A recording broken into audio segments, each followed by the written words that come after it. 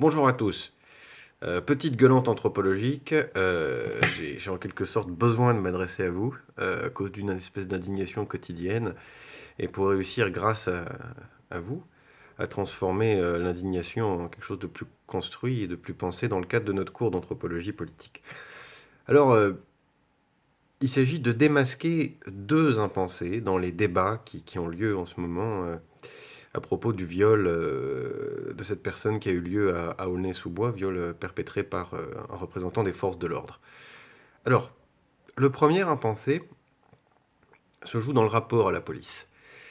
J'entendais ce matin sur France Info une journaliste dire au rappeur Passy, qui avec Patrick Bruel et d'autres a signé une tribune pour la justice dans les banlieues, et puis le fait que on supprime le tutoiement dans les contrôles d'identité, etc., etc. Et la journaliste disait à Passy, mais est-ce que vous n'êtes pas en train de discriminer la police? Grande question. Vous repérerez en fait dans ces débats euh, une espèce de dichotomie, de disjonction. Soit vous aimez la police, soit vous n'aimez pas la police. Et alors le rappeur de se racheter en quelque sorte ou de se relégitimer, bien obligé d'ailleurs. Moi j'aurais été lui, j'aurais fait une colère, mais enfin en disant mais non, mais je suis pas pour un État anarchique, on a besoin de la police est utile, c'est bien. C'est une vraie question. Et comment est-ce qu'il faut l'aborder? En considérant d'abord la police comme la force de l'ordre. En fait, à travers la question aimez-vous la police, et en cela Passy répond très bien, la vraie question posée par la journaliste c'est aimez-vous les représentants de l'ordre, la force de l'ordre? Je reprends, aimez-vous l'ordre? Êtes-vous prêt à respecter l'ordre à travers la force de l'ordre? C'est bien l'ordre que l'on respecte. Et ce qu'elle ne dit pas, c'est que la force de l'ordre, et j'en parle beaucoup dans l'autre cours d'anthropologie politique qui s'appelle Solidarité et violence, ou alors c'est dans Les Français aiment la police, c'est que l'existence d'une force de l'ordre, et plus exactement la manifestation de la force, c'est-à-dire de la violence, euh, témoigne immédiatement d'un défaut de l'ordre. Cela signifie que l'ordre n'est pas capable de tenir tout seul. Cela signifie que l'ordre n'est pas suffisamment légitime aux yeux de ceux qui l'encadrent pour tenir tout seul. L'existence même d'une force de l'ordre en acte, donc une violence en acte pour tenir l'ordre, c'est la preuve immédiate d'au moins une chose, c'est que l'ordre ne tient pas tout seul, il ne tient pas sans cette force de l'ordre. En d'autres termes, il n'est pas suffisamment aimé, il n'est pas suffisamment aimable, il n'est pas suffisamment légitime pour tenir sans violence, pour tenir sans force.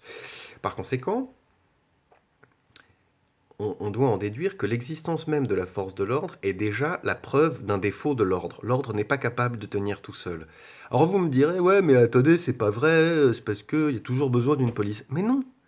Dans la quasi-totalité des sociétés traditionnelles qui ont existé, il n'y avait pas de police, et même pas de tribunal d'ailleurs. Mais la plupart du temps, il n'y avait pas de police, et dans beaucoup de sociétés, pas non plus de prison. Prenez les sociétés amérindiennes, par exemple, pour la plupart d'entre elles, il n'y avait ni prison ni police. Bien. Mais dans les sociétés occidentales, si je suis capable de vous dire dans un cours le lieu et la date, en 1727 à Halle, par le prince Frédéric II de Prusse, ou Frédéric Guillaume II de Prusse, je ne sais plus, invente les Polizeiwissenschaft, les sciences policières, c'est bien qu'avant, pendant l'essentiel de l'histoire des sociétés occidentales, il n'y avait pas de police. Et essayez d'intégrer cette impensée-là. Il n'y a rien de nécessaire dans l'existence d'une force policière. Il n'y a pas de fonction sociale évidente qui impliquerait l'existence d'un corps pareil.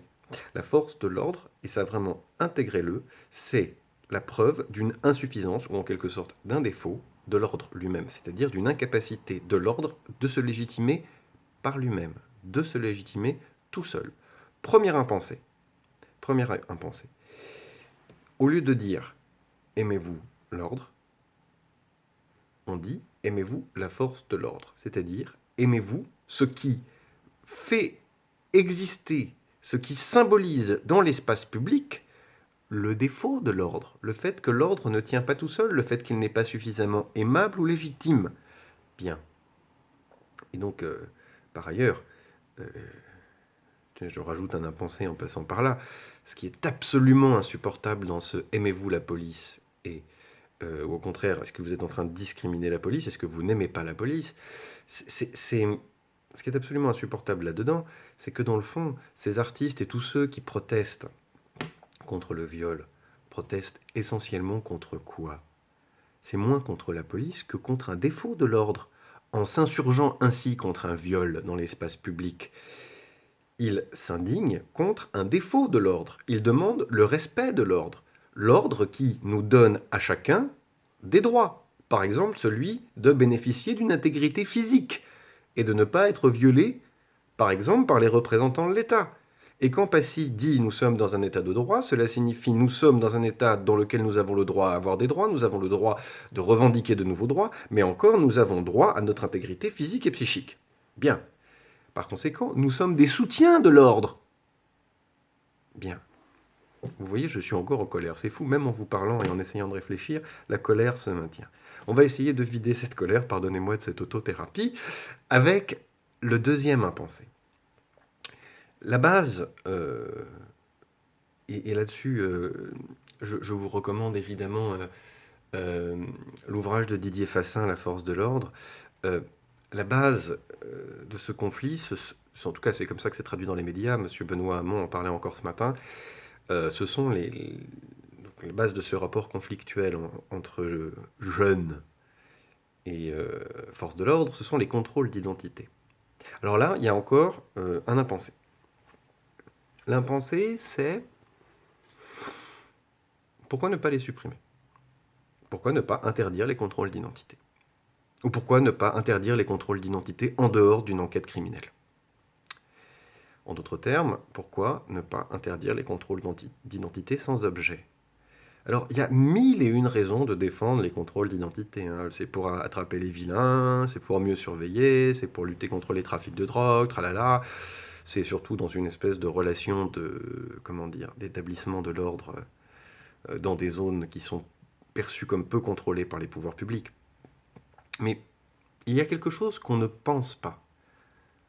Ce sont en réalité ce qu'implique profondément, anthropologiquement, cette situation de contrôle d'identité à tout moment, en tout lieu, de l'espace public pour une certaine catégorie de la population. Qu'est-ce que ça signifie fondamentalement? En fait, ça signifie que l'espace est meublé, est séparé, est scindé de petits guichets dans lesquels, dès que l'individu circule, il doit prouver son identité lors de contrôles qui sont d'ailleurs, la plupart du temps, extrêmement pénibles. Mais, en fait, imaginez que, pour vous, la ville soit comme un métro, dans lequel, à chaque fois que vous souhaitez entrer ou sortir d'une station, il faille passer au guichet, passer au tourniquet, passer à la borne, avec un pass Navigo qui, une fois sur deux, ne passera pas. Guichet automatique qui, une fois sur deux, vous enverra à la case départ, au poste de police. Ce qui m'intéresse là-dedans, c'est vraiment pourquoi contrôler l'identité. Qu'est-ce que c'est d'abord que l'identité? L'identité, c'est un sujet d'imputabilité défini par l'État. On a créé un code civil, on a... je suis vraiment désolé. On a créé des registres publics, on a instauré progressivement le fait d'avoir partout en France un prénom et un nom, puis une adresse, la couleur des yeux, etc., la taille, tout ça rentrant dans la carte d'identité et définissant un sujet d'imputabilité. L'État est capable de vous identifier, savoir qui est le sujet d'imputabilité derrière ce corps. Dès lors, pour ces jeunes, et particulièrement ces jeunes noirs ou arabes ou asiatiques, qui se font contrôler sans arrêt dans les banlieues, l'espace public est un espace qu'on ne peut traverser qu'à travers des séries de guichets, des séries de bornes. Moi, j'assimile vraiment ces contrôles d'identité à des bornes, où on passe ou on passe pas. Et dans lequel, automatiquement, la puce RFID, si vous voulez, est vérifiée. C'est le sujet d'imputabilité. On contrôle, en quelque sorte, le droit à circuler. Le droit à être là et le droit à circuler. Exactement comme la RATP contrôle votre droit à être là et votre droit à utiliser le métro à l'entrée avec le guichet. Et là, ça pose quelque chose d'extraordinaire. C'est que il y a une discrimination. Selon que l'on soit jeune, selon que l'on soit vieux, selon que l'on soit homme, selon que l'on soit femme, selon que l'on soit blanc, selon qu'on soit de couleur, selon qu'on soit riche, selon qu'on soit pauvre, on sera contrôlé tout le temps ou contrôlé jamais. De ma vie, moi-même, blanc, de la bourgeoisie culturelle, jeune mais avec une barbe, j'ai subi un contrôle d'identité parce que j'avais une canne et que les policiers, avec un gros pommeau, les policiers avaient une directive pour chercher des gens armés à Saint-Michel. Ils m'avaient montré la directive préfectorale, l'arrêté préfectoral pour être précis. Il s'est confondu en excuses après, mais pas toujours parce que je suis blanc et habillé avec une cravate et machin, tout ça, tout ce qu'il faut. Or donc, le contrôle d'identité, dès lors qu'on le comprend comme un guichet qui régule le droit à l'existence et le droit à la circulation dans l'espace public, crée une discrimination systématique sur le droit à l'existence et le droit à la circulation. Alors maintenant, pesons les choses. D'un côté, le droit à être et le droit à circuler avec des discriminations, et de l'autre, un système de maintien de l'ordre qui a prouvé, archi démontré qu'il était totalement inefficace, pardonnez-moi, totalement inefficace. Et totalement efficace pour, au contraire, produire de la séparation, de la révolte, de la haine, des espèces de rapports, des espèces de réflexes pavloviens, des gens qui partent en courant, des flics qui leur courent après sans même savoir pourquoi, ce que décrit très bien Fassin dans La Force de l'ordre. Bref, on a un système complètement inefficace qui crée, de l'autre côté, comme enjeu, une discrimination sur le droit à l'existence, le droit d'être là, le droit au Dasein, si on veut bien. Vous vous rendez compte, le droit au Dasein, le droit à l'être là, et le droit à circuler. On a des guichets pour le droit à l'être là et le droit à circuler. Bien. Voilà deux impensés que je voulais partager avec vous. Deux choses qu'on n'interroge jamais. Et qui, à travers pourtant leur évidence, font signe vers la façon dont se construit un champ sémantique, dont se construit un champ d'ailleurs, pour reprendre un vocabulaire bourdieusien, un champ de ce qui est pensable et ce qui n'est pas pensable dans telle ou telle société, à tel ou tel moment de son histoire. Aujourd'hui, on ne comprend pas que la force de l'ordre n'a de sens que si la force de l'ordre n'est acceptable et n'est aimable que si l'ordre est acceptable et est aimable. La force de l'ordre n'est pas un bien en soi, elle n'est que le reflet de l'ordre. Dans un pays fasciste, la force de l'ordre est fasciste. Dans un pays nazi, la force de l'ordre est nazie. Dans un pays totalitaire, la force de l'ordre est totalitaire. La force de l'ordre n'a rien de bon en elle-même. Ce qui est important dans la force de l'ordre, c'est l'ordre. Or, la force de l'ordre est déjà une preuve de l'inefficacité de l'ordre, du fait qu'il n'est pas suffisamment aimable. Et si tout allait bien dans la société française, les policiers seraient des décorations de l'espace public. Et ils y seraient très bien d'ailleurs, ils représenteraient l'État et peut-être rendraient-ils des services. Aujourd'hui, dans ce rapport de violence, c'est-à-dire dans l'exercice de la force pour le maintien de l'ordre, ils sont la preuve d'un défaut de l'ordre. Et c'est pas à eux qu'il faut s'en prendre évidemment, ils ne sont que la conséquence d'un premier défaut. Bien. Et par conséquent, dès lors qu'on oublie cela, on ne pense plus que les gens qui se plaignent de la situation sont peut-être en train de demander une modification de l'ordre ou une restauration de l'ordre. On les désubjective au point qu'on ne veut jamais, voilà, qu'on les considère que capables d'aimer la police ou de ne pas aimer la police, ce qui est une question ridicule au vu des enjeux anthropologiques soulevés par ces questions.